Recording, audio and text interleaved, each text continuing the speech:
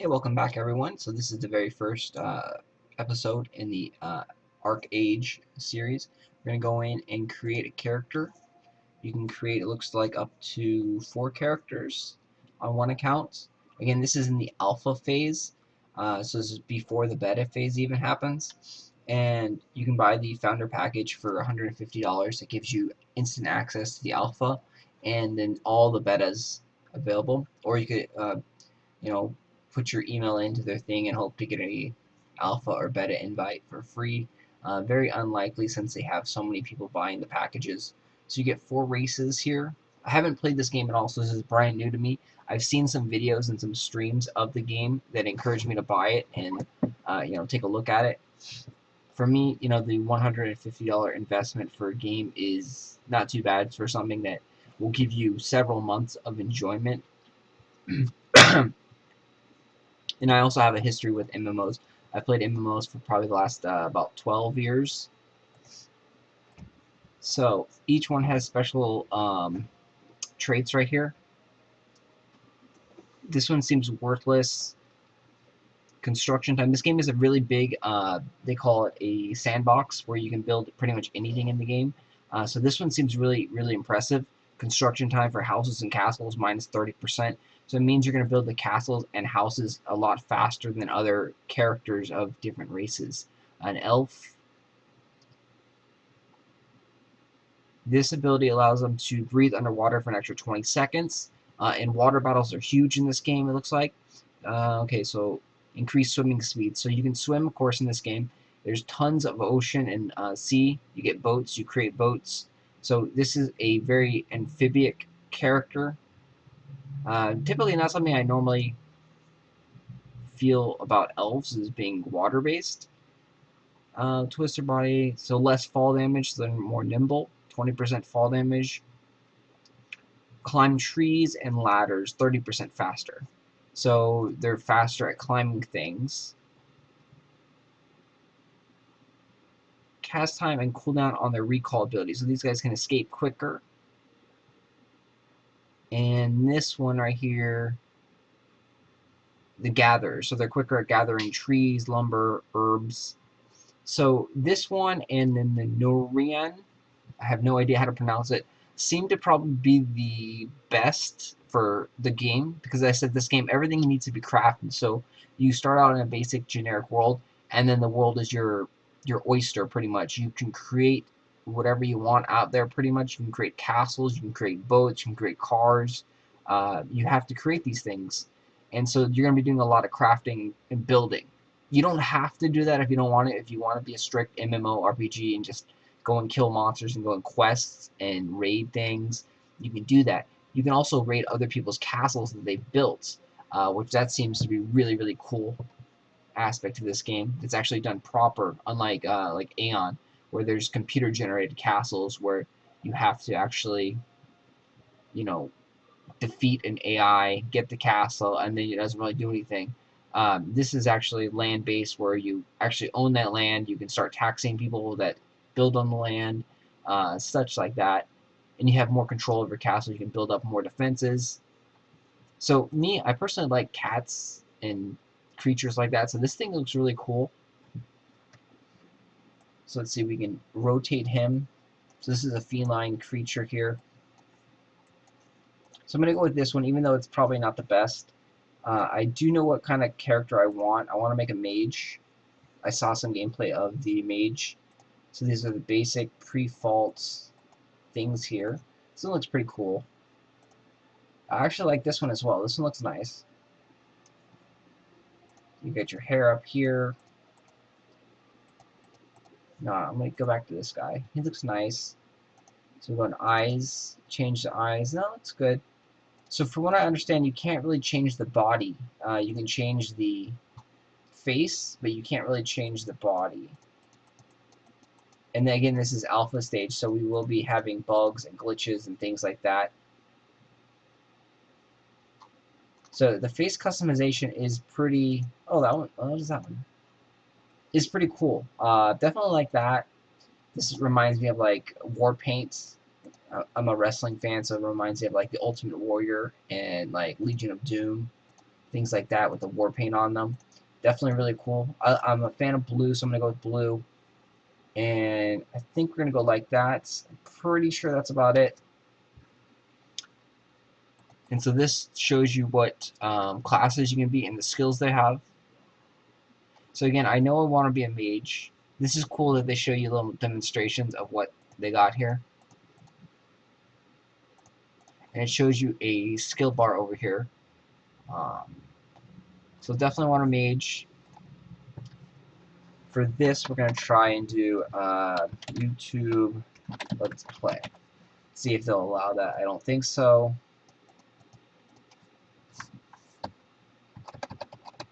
We'll do YouTube Jason Wyvart. YouTube Jason Wyvart. Yeah. Confirm. Okay, so that will hopefully lead people to the YouTube channel so they can check out the videos. This is a PvP based game, which means player versus player. 3 continents, huge world. And I recently just got done playing Aeon for about 3 years. Comparatively speaking, this game looks 2 or 3 times bigger than Aeon just in the previews what I've seen. And Aeon was a fairly big game. So let's see, level 1, so this is your character. You can create up to 4 characters. It shows you how much money you have there. Yeah, so a little history. I've been playing MMORPGs for, like I said, about 12, 13 years. First one I started was Phantasy Star Online in the GameCube era. So I have a lot of experience with MMORPGs. So as you can see, they still need to change the cutscenes and update it with English text. That's going to take a lot of time. So that's part of the reason why I think that this game won't be released until 2015. The alpha, which we're playing right now, will be available, to my knowledge, until the actual game releases. And then once that happens, they're going to wipe all the characters. They're also going to have betas as well.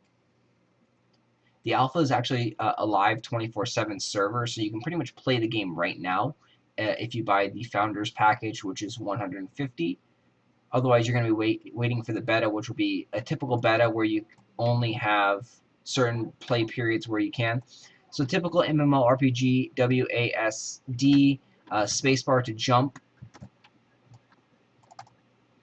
right-click to chat to people. Don't look bright. Bent has been looking for you. So I haven't, this is the very first time, so I'm going to actually read the stuff and take a little bit more time. As you can see, it takes time for them to load. So we'll accept the quest.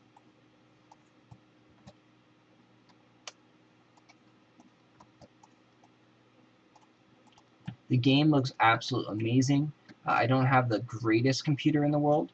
I have a very good one, but as you can see, the graphics are on very high. It definitely does look amazing. Oh, so I did see that you have a charge button targeting when you're press targeting, which is cool. So they have little arrows that show you which way to go. Interact with objects. So this little arrow on the ground here shows you where your quest completion is. It does tab target, so select the enemies. Select the enemies, and then you're going to be doing typical MMORPGs of hotbars, shooting arrows. You can only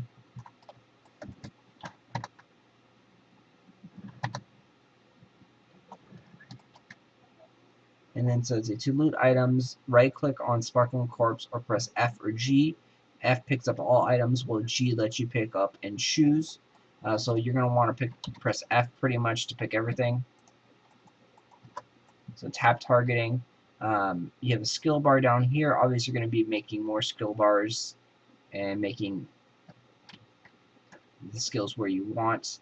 The lock button, pretty standard in MMOs, where you can lock your skill bar so you can't accidentally drag them over to the thing. I accidentally clicked on the archer.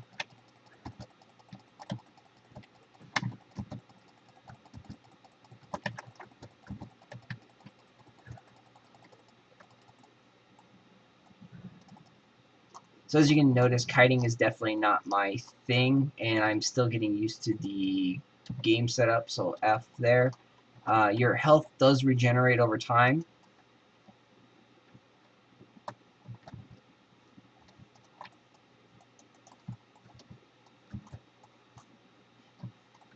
It's my understanding that everyone gets a bow and like a sword type thing. So you're late. We'll collect our reward. So you're scheduled to go train with someone. And there's an item here that you can interact with, a campfire.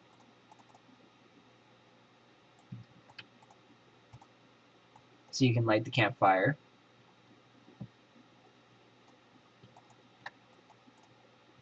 Honey jar.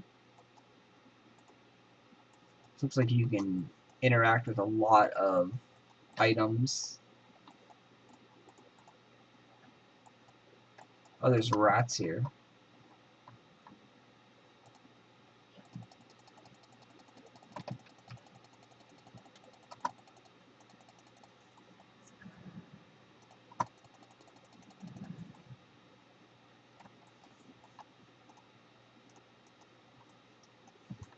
Appears to be a candle.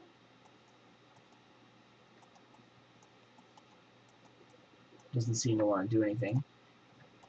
Crop bag. So you see, when I kicked it, things came out of it. The rats came out of it.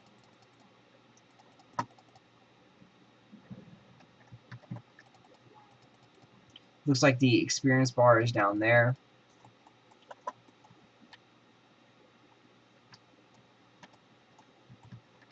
And then these videos will all be 15-minute length.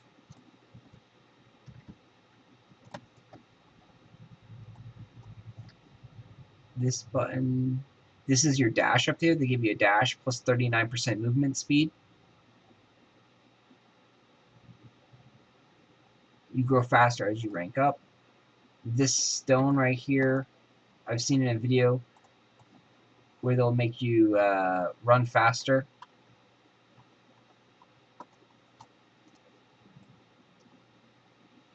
So we go and dash.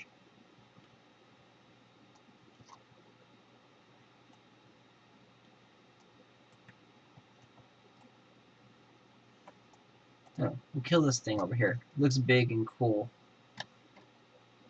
I guess you can attack that. Doesn't look like I can attack it. My skills aren't lit up. So over here, what do we have here? We have dance.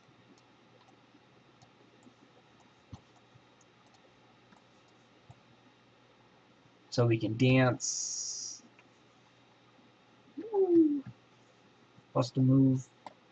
What is this one over here? Recall. So that's going to be your your return button. Stop dancing. You can actually dance and walk at the same time, which is kind of cool. So if you want, you can just dance all over the place. I'm sure most people are going to be actually doing that. You get an instrument to play. From what I saw in the other videos, this stuff actually will heal you and regenerate mana and stuff like that.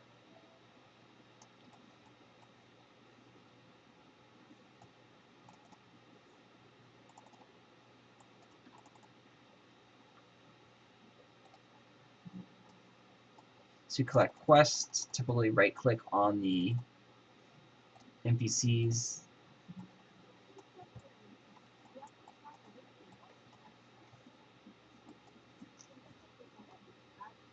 You can minimize the chat bar over here. There's probably going to be a way to completely remove it. Yeah, you can shrink it even more there. And then this button to probably make more chat tabs, yeah.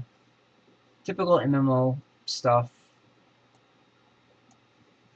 And so that's going to about do it for this episode. Let's see if M is the map. N is typically the mini-map. This looks like the quest log over here. Yeah, so that's going to do it for this episode. And then we'll be back with the next episode shortly. Thanks for watching. Please subscribe.